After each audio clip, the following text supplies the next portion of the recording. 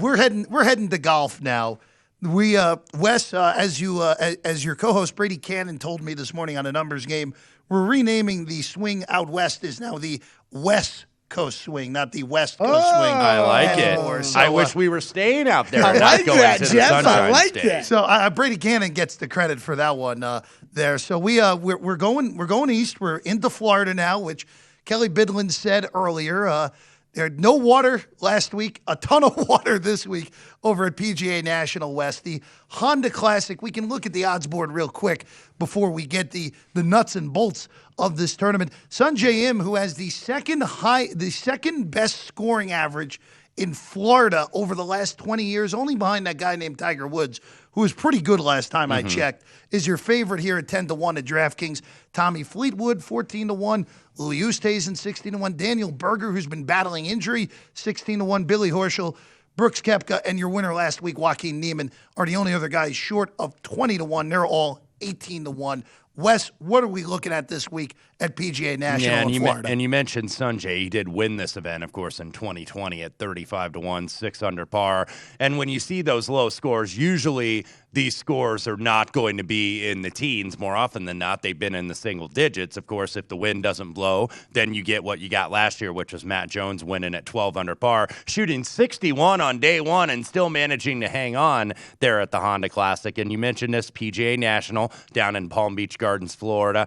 Not quite a deep field because, of course, it runs before Bay Hill next week and then the Players' Championship. So a lot of the top guys taking off this week. You had all the top 10 at the Genesis last week. You don't have any of them this week. So looking at this course, basically, this was the old Jackie Gleason Invery Classic back in the 1970s. Jack Nicklaus's wife, of course, is the main charitable beneficiary, the Nicklaus Children's Healthcare Foundation. So this is a Jack Nicklaus redesign here at PGA National.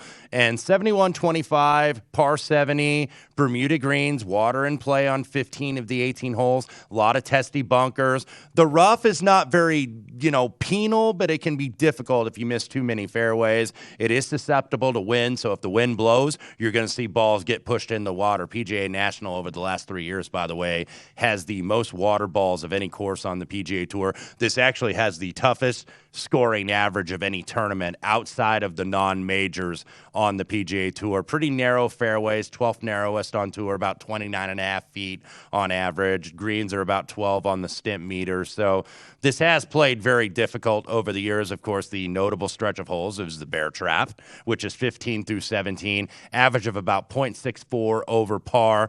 But 5, 6, and 7, we would not name the Bear Trap, but they just eat you alive, too. Yep. .638, really the same as the Bear Trap. So you look at those difficult three-hole stretches on tour.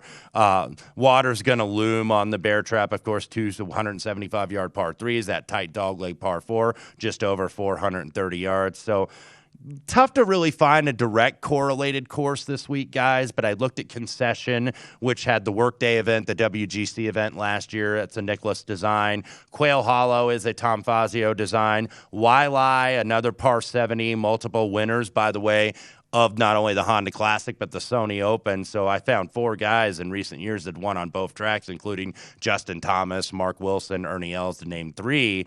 But just looking at this, what I basically looked at in terms of like stats, I looked at approach, which I do really pretty much every single week, but I also mixed in a little stroke gain ball striking because I wanted to get something off the tee that wasn't like pure driving distance or pure strokes gained off the tee. So when I say strokes gained ball striking, that is combining approach with strokes gained off the tee. So I felt I had to have something in there for that. Strokes gained par 4, obviously 12 par 4s out of 18 on this course. Bogey avoidance and scrambling gain kind of like crossover. You'll see a lot of the same names if you went through the stat models this week, and that's what I did. So you don't want to measure them both too much. Strokes gained total in difficult conditions. If the wind blows, obviously this is going to be a high score that wins this thing. You're going to win this at like 8 under par on Sunday or something like that. And then, of course, now that we're in Florida, strokes gained Bermuda putting for me. Yeah, as far as what I looked at for this tournament, luckily this is a tournament I covered for 8 straight years, so there's a lot of familiarity with this course for me. Wes, the problem is, like you just said, it's one of the hardest courses on tour, so it's really hard to handicap. It's never going to be an easy tournament to handicap. You'll see a lot of big names that things spiral out of control quickly, right? You hit a couple balls in the water and you drop a few strokes here, it can ruin your whole tournament. So you're going to see some big names miss the cut likely. You're going to see some random guys that are at the top page of the leaderboard. It's really about, getting it in the fairway, getting it on the green, avoiding the penalty areas, and trying to play clean golf and some creative golf. If you're dealing with windy conditions, it's amazing in that part of Florida because you can go around coastal Florida and often feel like it's not that windy. Right. And then you get into an area that's a golf course and there's no buildings around, there's not many trees. And I've sat out there year after year and it's like, wow, it's really windy out here. Why is it so windy? You don't think you would realize it. But as far as, stats that I looked at was really I looked at a lot of stuff off the tee, actually, Wes, and really more for the good drives and fairways gained. And what guys that are going to keep it clean, either in the fairway or very close to it, like you said. If you're in the rough, it might not be that bad, but you don't want to be way off the fairway, or else you're going to be dealing with trees, you're going to be dealing with water, you're going to be dealing with some swampy muck that you're going to have to hit out of. You don't want to deal with that. Strokes gained approach matters here as much as any tournament you're going to see on tour. So I factored that in heavily, as well as some different proximity ranges. Par 70, which means there's a higher percentage of par 4s than you're going to get on almost any other tournament. So strokes gained par 4 I looked at heavily. Scrambling around the green, bogey avoidance like you talked about, I locked into the model as well. Wes and I will go over who we actually landed on for bets when we get back because we're running out of time here. Talking Honda Classic, and we're gonna kick it right to Mr. Bydlon here right out of the gate. Yeah, so as far as guys that I bet this week, Wes, I think another thing we should mention is this is the area in the country where there are more of these guys that play on tour that live right here than anywhere else in the country. Yeah, because I mentioned that in my Point Spread Weekly column, too, is that Jupiter, Florida, just about 15 miles north of this course. So I noticed, looking at the graphic that's about to come up on your screen, some Jupiter boys here on the board. That's right. So, and there's one. So my point with that is almost all of these guys have experience with this course, just living in the area. They've all played it. They've all played it a bunch. But there's a difference between the Tiger Woods and Ricky Fowlers, guys that live in this area that have played it before, and guys like Daniel Berger and Brooks Koepka, and even his little brother Chase Koepka, that grew up 15 minutes away from this course and have played it thousands of times in their life. So I blindly bet Berger and the Koepkas every year at this course. Maybe not the right thing to do always, but this is the amount of experience that these guys have on this course is something I don't think you can look away from. So Berger dealing with a back issue, he did come up in my models. On average, he was the top one in my 12 round, my 24, and my 36 round, Wes. So I really like him this week. 16-1 is not a number I'd normally want to run to bet on him, but I did bet him. But I did bet a small outright on him. I didn't go too big because he is still dealing with that back issue, as we've seen. So I don't want to spread out a ton of different bets on a guy that might end up being a WD. So I went light on the outright, West. My plan is if he's a little bit behind in tournament after round 1, maybe after round 2, right, dip back in live on him. So that's where I went first on the outright board. Louis Oosthuizen's a guy who came up very highly in the models as well. He's my one and done pick this week. I would say, but right after, if Berger was fully healthy, he'd be my top pick. Considering I have to question that a little bit, Louis really is my top pick this week. 22-1, I got him at. Brooks, I played at 22-1. Keith Mitchell, I know you're on as well, came up there very highly in my models, 35-1.